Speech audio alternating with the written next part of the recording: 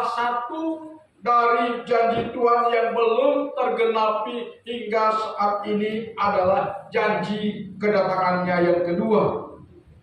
Dan karena penggenapan janji akan kedatangannya yang kedua ini telah sejak dahulu disampaikan, ini ditulis oleh Rasul Paulus, namun hingga saat ini sudah 2000 tahun belum tergenapi.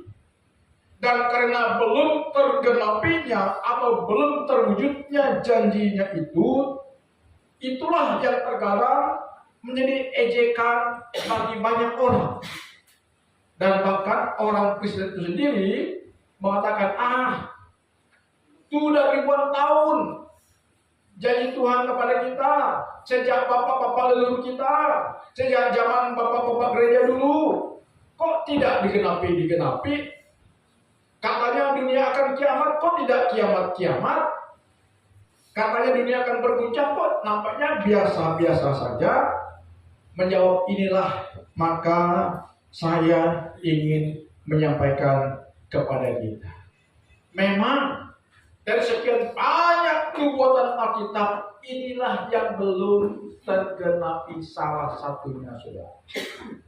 Tahu saudara, penggenapan dari firman Tuhan yang dinubuatkan oleh Nabi Yeremia, yang kata orang itu mustahil akan terlaksana, tetapi itu sudah digenapi pada bulan Mei tahun 1948, yaitu lahirnya sebuah bangsa Israel. Karena dulu Israel menjadi sebuah bangsa yang punya negara, punya tanah air, punya pemimpin, punya raja. Tetapi ribuan tahun mereka menjadi tidak punya tanah air, negara. Karena mereka dihukum oleh Tuhan, karena pemberontakan mereka kepada Tuhan. Mereka tidak taat kepada Tuhan, mereka meremehkan firman Tuhan, mereka menganggap firman Tuhan itu sebagai dongeng saja. Dan Tuhan menghukum mereka, sehingga raja mereka ditawan, negeri mereka, negara mereka dikuasai oleh musuh-musuhnya, dan mereka diserahkan oleh Tuhan ke berbagai penjuru dunia. Tetapi sekalipun demikian, karena Israel adalah biji mata Tuhan, demikian Alkitab mencatat, maka Nabi Yeremia ribuan tahun yang lalu menubuatkan bahwa pada suatu saat Israel akan kembali ke tanah leluhurnya dan menjadi sebuah bangsa yang memiliki tanah air dan negara yang utuh. Maka tepat melalui gerakan Zionis, melalui seorang pemimpin yang terkenal dengan seorang pemimpin bernama Ben-Gurion, maka tepat pada tanggal 11 bulan Mei tahun 1948 Israel merdeka menjadi sebuah negara yang berdaulat hingga hari ini. Itu dicatat di dalam Alkitab. Nubuatan Alkitab, nubuatan Nabi Yeremia tergenapi, saudara-saudara. Ya, sekalipun ada upaya daripada bangsa-bangsa yang ada di sekitar Israel untuk melenyapkan Israel dari bumi, dari peta Palestina, namun hingga saat ini Israel tetap eksis menjadi sebuah bangsa. Bahkan keberadaan mereka sangat ditakuti oleh bangsa-bangsa yang ada di dunia ini. Kita tahu sekarang Israel sedang berperang melawan satu fraksi di dalam pemerintahan Palestina yang kita kenal dengan Hamas. Lalu Hamas ini dibantu oleh negara besar yaitu Iran, dibantu oleh Irak, dibantu oleh lagi Yaman, dibantu oleh lagi kelompok yang berpihak kepada Hamas yang ada di Lebanon, yaitu Hizbullah, dibantu lagi oleh fraksi-fraksi yang mendukung Hamas yang ada di Suriah, juga yang ada di negara-negara lain, saudara-saudara. Tetapi nyatanya sekarang Israel masih tetap tak tergoyahkan. Justru musuh-musuh mereka satu demi satu ditumbangkan oleh Israel. Siapa yang menyangka pemimpin Hamas yang paling licin, Ismail Haniyeh, dibunuh oleh intelijen Israel di negara Iran yang katanya negara yang superpower, negara yang keamanannya begitu ketat, tetapi kecolongan saudara. Nah, jadi salah satu janji Tuhan yang sudah digenapi adalah berdirinya bangsa Israel kembali. Dan salah satu janji Tuhan yang belum tergenapi adalah janji kedatangannya pada kali yang kedua. Karena itu jika janji pada kedatangannya kali kedua ini belum terwujud, belum terlaksana, apakah kita harus berkata, firman itu adalah omong kosong? Firman itu sebagai fiksi kata Rocky Gerung. Apakah kita menyikapinya demikian, saudara-saudara? Firman Tuhan mendaki kita jangan bersikap demikian. Sebaliknya, kita menjawab pertanyaan ini, bagaimana sikap kita sebagai orang Kristen, sebagai pengikut Kristus terhadap janji Tuhan yang belum terwujud. Apa sikap kita, saudara-saudara? Kita harus memiliki sikap seperti yang ingin saya sampaikan kepada kita hari ini. Meskipun janji kedatangan Tuhan belum tergenapi, tetapi sikap kita sebagai orang beriman adalah kita tetap beriman meskipun ada pengejek yang mengatakan, dulu udah berkali-kali nubuatan kedatangan Yesus pada kali kedua, tapi hingga saat ini kok tidak terlaksana. Jadi hari-hari ini saudara, di akhir zaman kita tahu pengejek dengan segala ejekannya pasti akan bercuap-cuap baik melalui media maupun dari mulut ke mulut. Mereka meremehkan, mereka menafikan nubuatan Alkitab.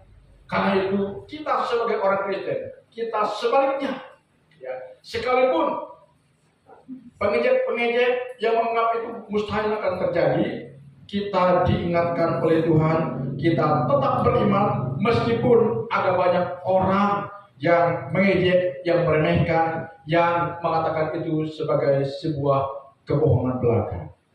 Kita sebagai orang yang percaya kepada kuasa firman Tuhan, kita tetap memiliki keimanan, tetap beriman bahwa satu saat penggenapan dari janji firman Tuhan itu akan tergenapi. Jadi pertama, sikap kita sebagai orang pengikut Kristus terhadap janji Tuhan yang belum tergenapi ini adalah tetap beriman. Katakan amin. Tetap beriman sekalipun firman Tuhan itu belum tergenapi. Ya. Meskipun saya dianggap remeh atau diolok-olok, dilecehkan karena saya mengikuti firman yang belum tergenapi, kita tetap beriman. Kita tetap menjalankan syariat agama kita tanpa tergoyahkan. Katakan amin. Haleluya. Ini sikap yang pertama, saudara. Ya, kemudian sikap yang kedua, kita tetap percaya kepada firman Tuhan. Coba kita baca ayat 5 dan ayat 7. Gimana bunyinya? Ayat 5 dan ayat 7. Ya. Gimana bunyinya ayat 5 dan ayat 7? Ayo, kita baca. Ayat 5 ayat 7. Mereka sengaja Ya.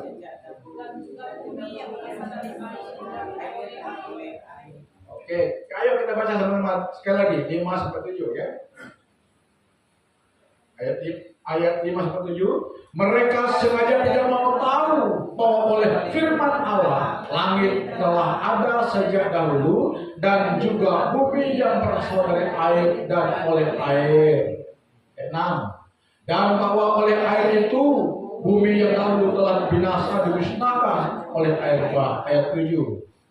Tetapi oleh firman itu juga langit dan bumi yang sekarang terpelihara dari api dan disimpan untuk hari penghakiman dan kebinasaan orang-orang fasik. Nah, ini jelas, saudara.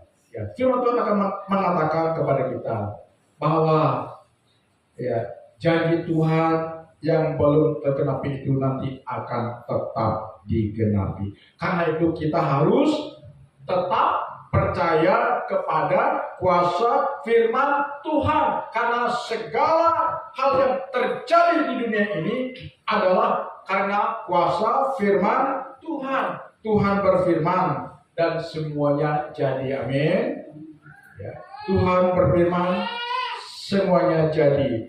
Jadi jika kita sedang menghadapi kemustahilan dalam hidup ini, iman kita mulai goyah dengan keadaan dunia atau keadaan yang sedang kita hadapi, percayalah akan kuasa firman Allah. Kan sering kita berpikir begini, aku sudah percaya kepada Tuhan Yesus, aku sudah sering membaca firman Tuhan, aku sudah sering mendengarkan khotbah. Tetapi mengapa aku sering diperhadapkan kepada kemustahilan? Iman kita mulai goyah, diperhadapkan kepada situasi atau kondisi hidup yang sedang kita alami. Dan Tuhan menghendaki jika itu sedang diperhadapkan kepada kita, hidup yang belum sesuai dengan harapan kita, Tuhan mengingatkan kita supaya kita tetap percaya kepada Tuhan dan kepada kuasa firman-Nya yang sanggup mengubah kita. Katakan amin. Ya, sekalipun banyak orang meremehkan Tuhan dan firman-Nya, sebaliknya kita orang beriman, kita jangan meremehkan Tuhan dan firman-Nya. Karena bagaimanapun juga suatu saat firman Tuhan itu akan digenapi. Sekarang tanda-tanda menuju kepada penggenapan itu Tuhan. Kedatangan Yesus pada kali kedua sedang dalam proses menuju ke sana. Kenapa sekarang dunia sedang getol menciptakan teknologi yang begitu canggih? Apalagi kita tahu Indonesia sekarang sudah dipasang, sudah kerjasama dengan Elon Musk yang kita kenal dengan proyek satelit Starlink-nya, saudara. Starlink. Apa tujuannya, saudara? Sekarang kita sudah ada KTP elektronik. Setelah itu kita akan diharuskan memiliki ID. ID. Kita diharuskan memiliki identitas digital. Ya. ID itu kepanjangan, singkatan dari identitas digital. Digital identity namanya. Jadi semua data kita terkoneksi di satu perangkat provider. Jadi tidak ada satupun makhluk di dunia ini yang bernama manusia yang sudah terinstal, yang ID-nya sudah masuk dalam provider. Tidak bisa dikontrol. Ya. Nah, tujuannya apa, saudara? Tujuannya adalah untuk rencana penggenapan kedatangan Tuhan pada kali yang kedua. Ya. Dulu tahun 2020 itu merupakan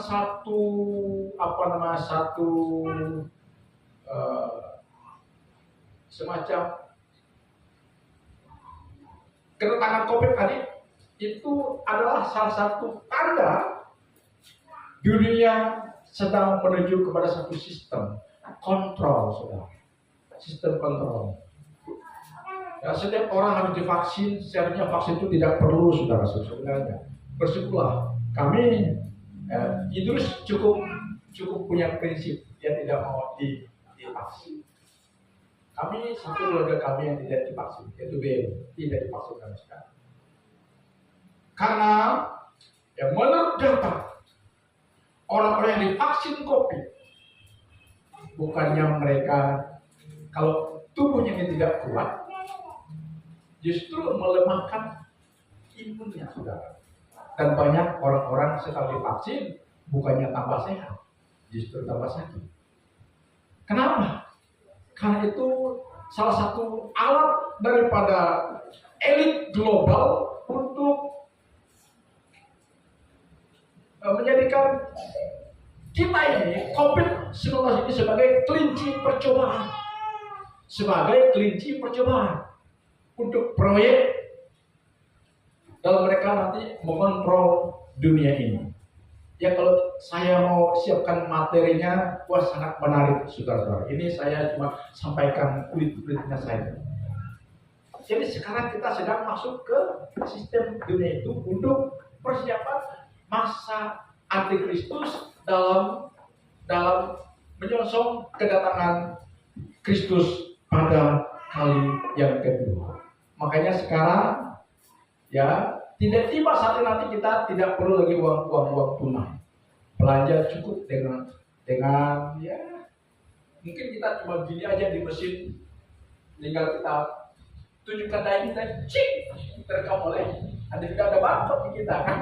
Ya, baru kita bisa transaksi ya, bisa ambil uang di ATM, bisa belanja gitu ya. Nah itu salah satu cara dunia untuk mengontrol umat manusia.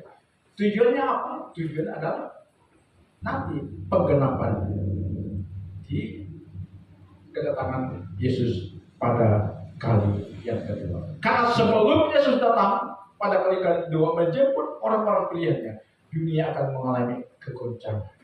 Dan jika dunia sudah masuk dalam satu sistem dan para siapa yang tidak ikut sistem itu, mereka akan dikejar-kejar oleh polisi dunia. Maka Alkitab mengatakan ada yang lari ke gua-gua, ada yang lari ke gunung-gunung, saudara. Takut, saudara. Ada filmnya. Ya. Tetapi Alkitab mengatakan orang-orang sebelum masa kepicikan berlaku terjadi di dunia ini, ya, kita orang-orang percaya akan diangkat. Kita tidak akan mengalami masa sesat. Karena itu marilah sebagai orang Kristen, mari kita sungguh-sungguh lagi. Amin. Mari kita sungguh-sungguh percaya kepada Tuhan dan percaya kepada kuasa firman Tuhan, dan firman Tuhan itu pasti akan tergenapkan, saudara-saudara. Ya, akan tergenap. Percaya tidak percaya, Tuhan akan menggenapi janjinya.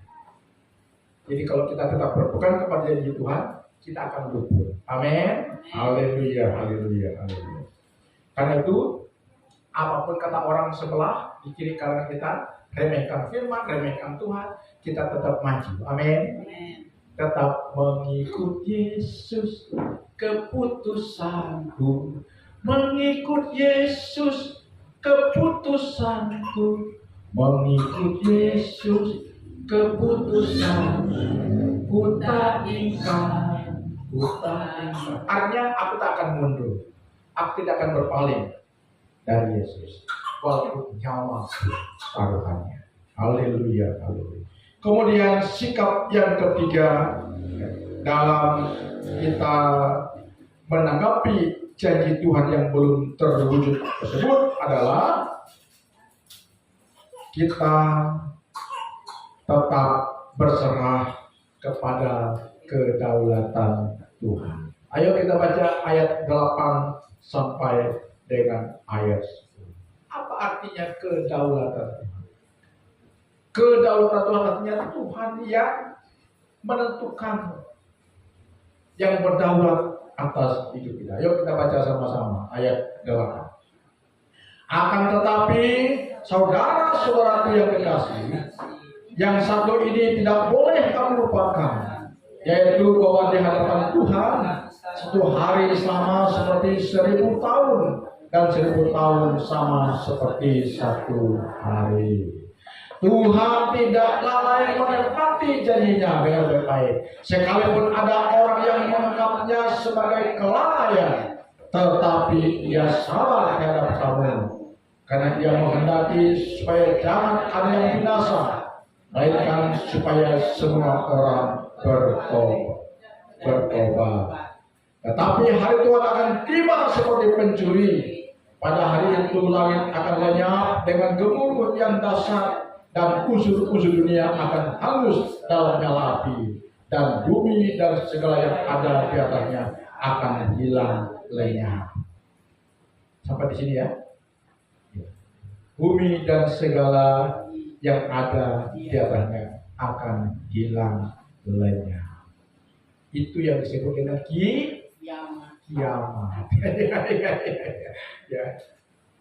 Tadi dikatakan bahwa Tuhan tidak lalai menepati janjinya. Tetapi kenapa dikatakan dalam ayat ini Tuhan tidak lalai menepati janjinya, tetapi kok ribuan tahun sudah kita jalani, kok belum tergenapi? Tadi kan ada dikatakan dalam ayat sebelumnya, kenapa itu terjadi? Karena dia menghendaki lebih banyak orang yang selamat. Ya. Setelah Yesus menyelesaikan karya agungnya di kayu salib, pada tahun ya 33 tahun setengah Yesus ya. Anggaplah Yesus lahir pada tahun 1 Masehi. Kita ini kan penanggalan kita kan hitung dari penanggalan kelahiran Yesus yang dibuat oleh Raja Gregorius, Raja Kaisar Romawi. Ya, jadi kalender kita mengacu kepada kalender Gregorius, salah satu kaisar Romawi. Dia menetapkan menghitung kalender dunia ini dihitung dari tanggal, bulan, tahun kelahiran Yesus. Sekalipun meleset tapi tidak apa-apa, saudara. Jadi tahun 1 pasti Yesus lahir pada tanggal 1, bulan 1, tahun 1. Sudah ya, tahun 1 ya. Ya, dia mati pada tahun berapa? Pada tahun 33. Karena umurnya hanya 33 tahun setengah. Setelah itu, setelah dia mati, dia bangkit naik ke surga, baru Injil diberitakan. Ya kan?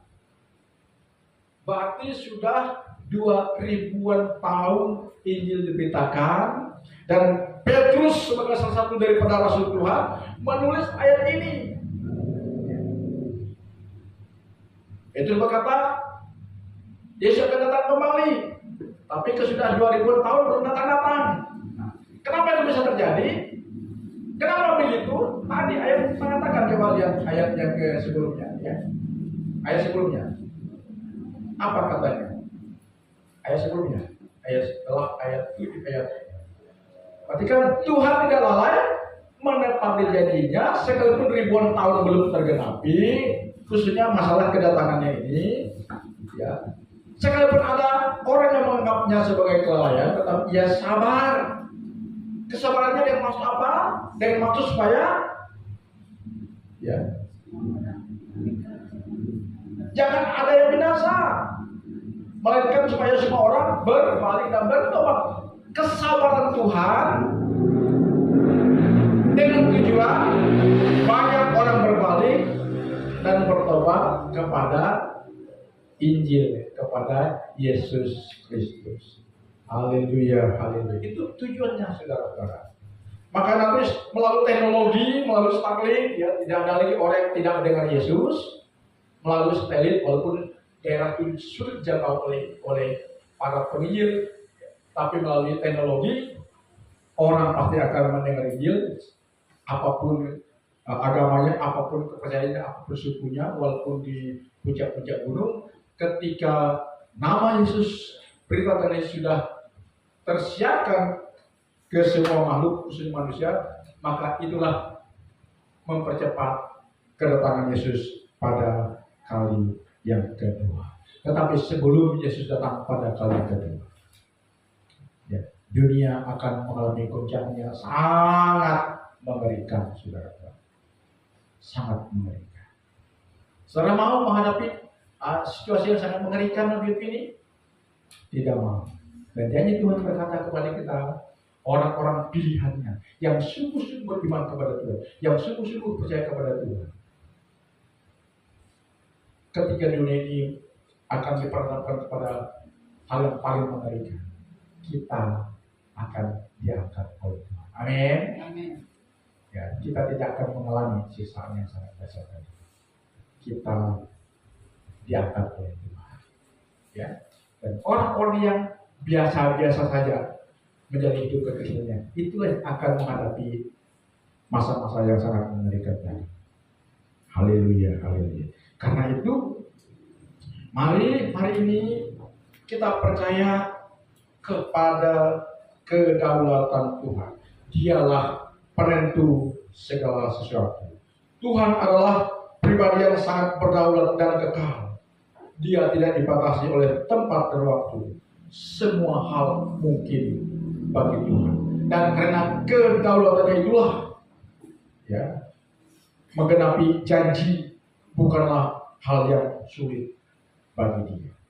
Dia tidak sama seperti kita manusia yang tidak berdaulat. Kalau kita gampang berjanji, mudah berjanji, tapi sulit untuk menepati.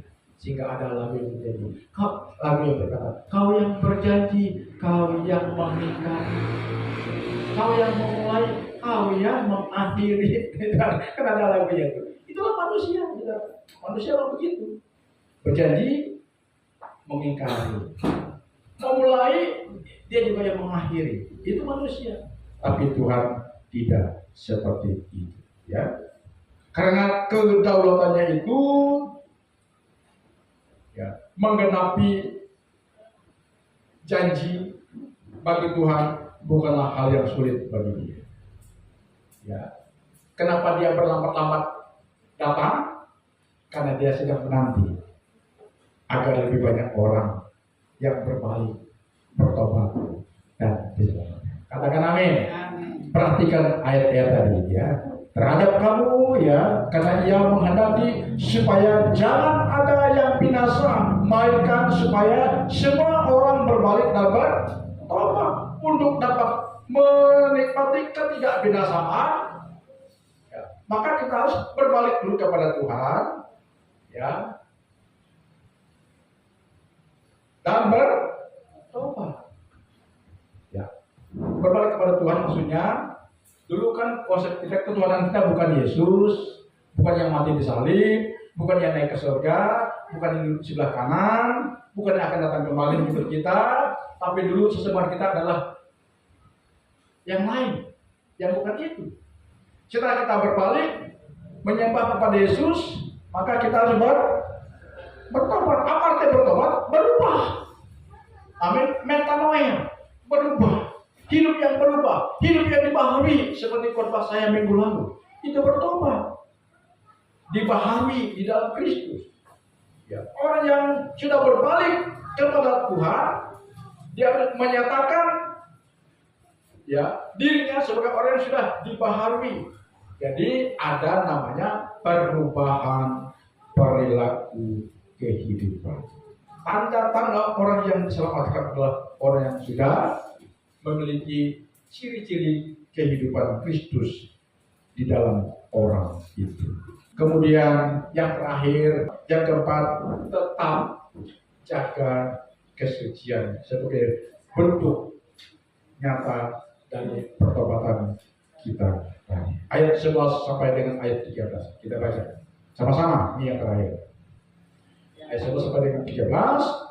2, 3. Jadi jika segala sesuatu ini akan hancur secara demikian, betapa suci dan salehnya kamu harus hidup, yaitu kamu yang menantikan dan mempercepat kedatangan hari Allah. Pada hari itu langit akan binasa dalam api dan unsur-unsur dunia akan hancur karena nyalanya. Apa di situ, ya? Tetapi, ya, sesuai dengan janjinya, kita menantikan langit yang baru dan bumi yang baru, di mana terdapat kebenaran. Di mana langit baru dan bumi yang baru? Di mana terdapat kebenaran? Yang rajanya siapa? Yesus Kristus. Ya, saudara. Itu saja. Tapi sebelum surga nanti akan ada kerajaan yang memang dipimpin oleh Yesus sendiri. Tapi nanti saya akan sampaikan. Ya, karena itu sebagai calon-calon daripada penghuni langit baru dan bumi yang baru, yang yang mana di dalamnya terdapat kebenaran, yaitu pemberitahannya adalah pemberitahan kebenaran, yaitu Yesus itu sendiri. Maka sebagai calon-calon penghuni bumi baru dan negeri baru tadi, kita harus menjaga kesucian hidup kita saat ini dan seterusnya. Ya. Jadi sementara kita menantikan penggenapan dari Tuhan tadi yang belum digenapi, kita perlu persembahan kepada Tuhan, hidup yang saleh, hidup yang suci, saudara. Dengan kesucian dan kesalahan itulah kehidupan yang baru akan kita jalani di langit baru dan bumi yang baru, yaitu di kekal alias sorga. Dan di sorga tidak ada orang yang cemar, tidak ada orang najis, ya. Tidak ada lagi orang pemabuk, tidak ada lagi orang munafik, tidak ada kedengkian, iri hati dan sebagainya. Semuanya benar di mata Tuhan. Ya, artinya penghuni surga penuh dengan kesucian dan kesalehan dan tidak ada cacat celah karena hidupnya sudah diubah melalui iman kepada Yesus Kristus. Jadi hari ini Bapak Ibu saudara-saudara, marilah kita sebagai orang percaya kepada Yesus, kita benar-benar hidup kudus sesuai dengan perintah firman Tuhan.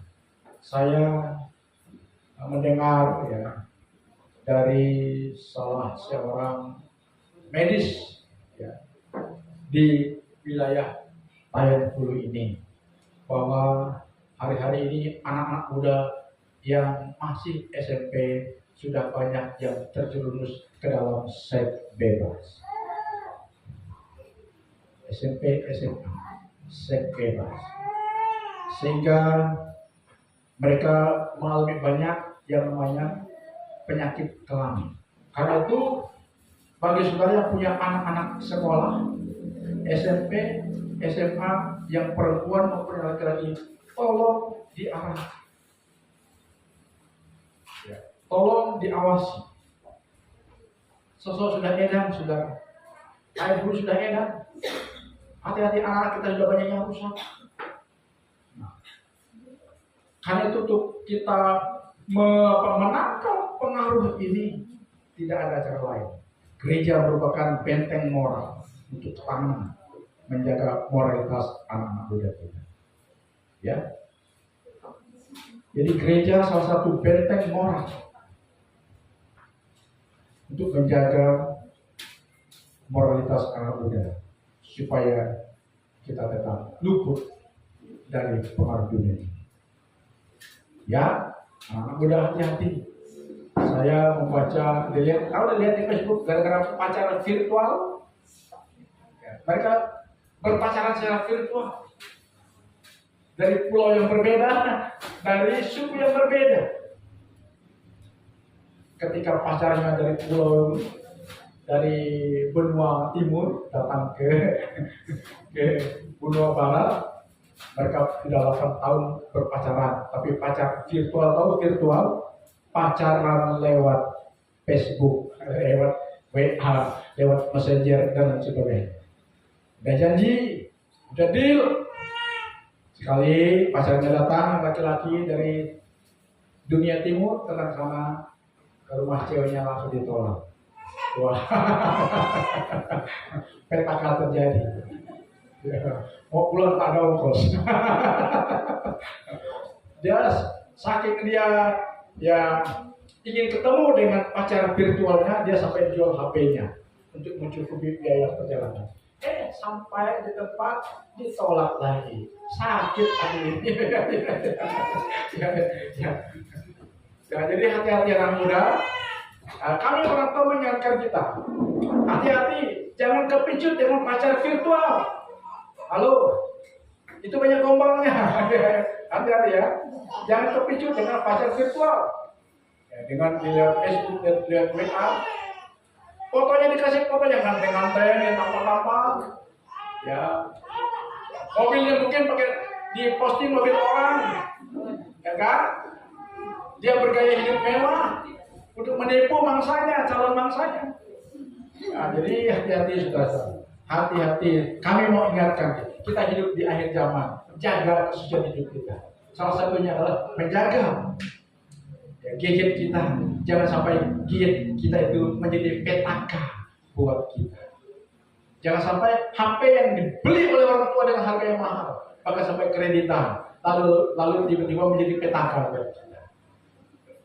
Karena pacar virtual tadi hati-hati. Apalagi kalau pacar Facebook tidak pernah ketemu, tiba-tiba janji ketemu di tempat lain, sudah jadi korban. Ya. Sudah pasti jadi korban. Ya, hati-hati. Mudah hati-hati. Apakah dia laki-laki? Apakah dia perempuan? Hati-hati. Pokoknya yang namanya pacaran lewat media, gadget, pacar, atau kita berhubungan secara virtual, itu rentan terhadap tindak kejahatan. Kebanyakan itu adalah modus. Memang banyak yang betul-betul tulus, ya, banyak yang tulus, tapi ya 90% bulusnya, 10% yang tulusnya. Ada juga sih yang tulus. Saya pernah lihat di Batang Karang pacaran virtual dia dari NTT, calon suaminya datang ke Kalimantan Barat. Jadi mereka sampai sekarang itu betul-betul tulus. Bukan yang dari NTT juga, tapi ditolak. Hati-hati ya, hati-hati ya. Karena itu tetap jaga kesucian, amin. Jangan sampai korbankan nilai-nilai kita itu dengan harga yang sangat rendah. Apalagi kalau anak-anak muda kita tinggal di kos, perlu diawasi begitu ketat. Ya, hati-hati sudah. Ya, yang sudah kuliah, ya atau SMA, tinggal di kos jauh dari orang tua, itu rentan. Perlu diawasi sedemikian ketat. Karena dunia sudah edan. Karena itu untuk menjaga jangan sampai kita terjerat ke dalam pergaulan yang salah yang akan menimbulkan petaka dalam diri kita, maka kita harus jaga kesucian hidup kita melalui iman kita, ya, melalui keberagaman kita. Sungguh-sungguhlah beragama. Hari Minggu harus cari Tuhan ke gereja, dengar firman Tuhan secara serius. Karena ketika kita mendengar firman Tuhan, kita iakan firman Tuhan, kita sedang memagari diri kita dari petaka-petaka yang mengancam hidup masa depan kita. Katakan amin. Amin. Ya, Tuhan mengasihi saudara. Tuhan mengasihi kita. Itu sebabnya Dia menegur kita. Nah, itu kalau firman Tuhan menegur kita, jangan tersinggung. Tapi itu kebaikan kita. Amin. Haleluya, haleluya. Karena Tuhan mengatakan, Aku telah merancangkan sebuah hari depan yang penuh harapan bagimu, anak-anakku. Aku tidak merancangkan rancangan kecelakaan, tapi rancangan hari depan yang penuh dengan harapan. Dan hari depan yang penuh dengan harapan itu adalah hari depan yang kita jalani dengan keberimanan kita kepada Tuhan, dengan menjaga perilaku hidup kita untuk tidak mudah terjerembab ke dalam pengaruh dunia ini. Haleluya, haleluya. Tuhan Yesus memberkati kita.